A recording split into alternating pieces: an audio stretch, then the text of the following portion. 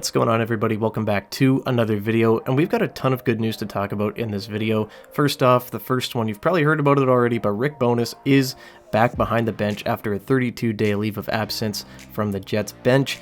Obviously his wife Judy had some health complications, but it does seem like she's doing well enough now to where he can take over behind the bench again. So it's good to have Rick back.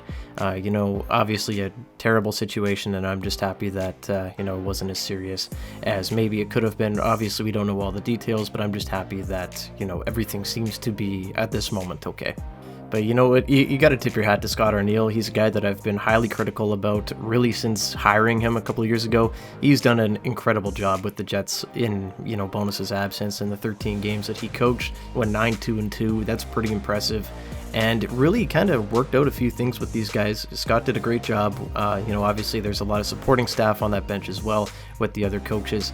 But no, he did a great job, and hats off to Scott.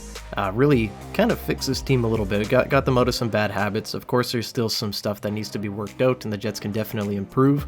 But hey, you gotta love what Scott did there.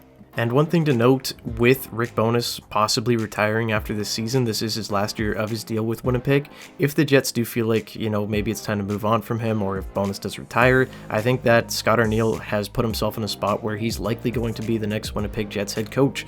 And I don't think that it would necessarily be unwarranted. He definitely did a good job in a small sample size. But only time will tell, obviously, on that. That's just me speculating, but he definitely did himself a service.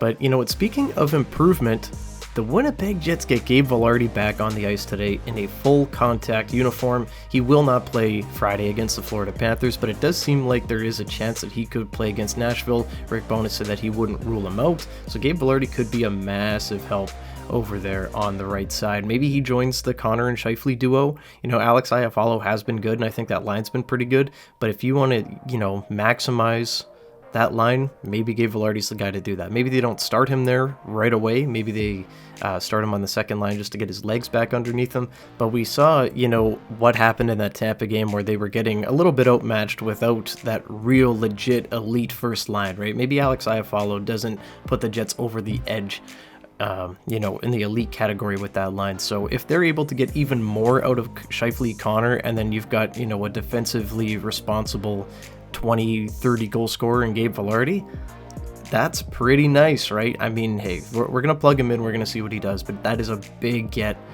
for Winnipeg there. Billy Hanel, of course, still on the IR. He'll be back in about a month and a half, I'd assume.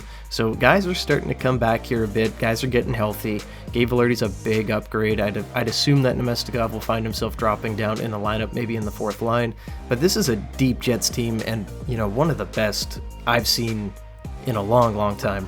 Now, I've been pumping the Jets tires a little bit. I've been saying they're a little bit legit, right? And I've seen a lot of people saying, hey, let's pump the brakes a little bit.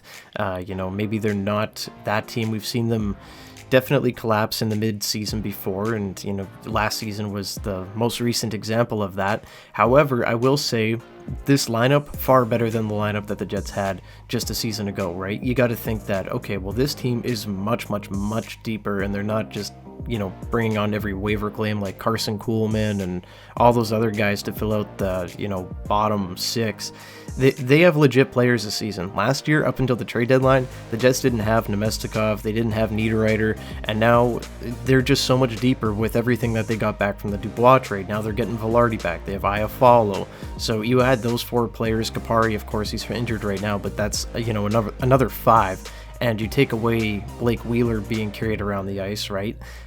Hey, you've got a better lineup this season, and I don't think you will see a collapse like that. I think the Jets will definitely, have struggles, and that will happen, of course, but I don't think that there's going to be like a massive fall off or anything like that, how we've been seeing in recent years. I think this is one of the most versatile and, just flat out good rosters that they've had in a while. The Jets are even playing good defense. Neil Pionk has not looked bad this season. I will say that defensively, he has not looked like a total liability. He has improved since last season, and I'm happy for him. But I do think that it's time for the Jets to start looking at, what could be the possibilities of trades come the trade deadline. This is obviously a team that's in a great spot right now to be making moves at the deadline.